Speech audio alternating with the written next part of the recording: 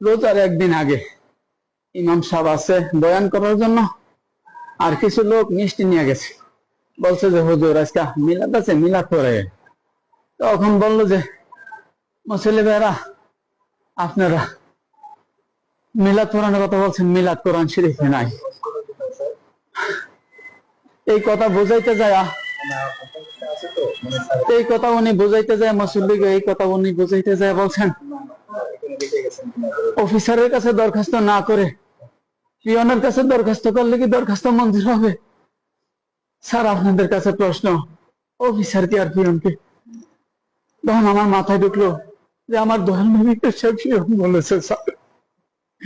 Sir আমার দোহার নবী কুল কায়নাতের বাদশা, আমার দোহার নবী ইহকাল পরকালের বাদশা, যিনি আমাদের জন্য কান্দে রব্বে হাবলি উন্নতি করে তাকে পিয়ন বলছে। আমি মানতে পারি নাই।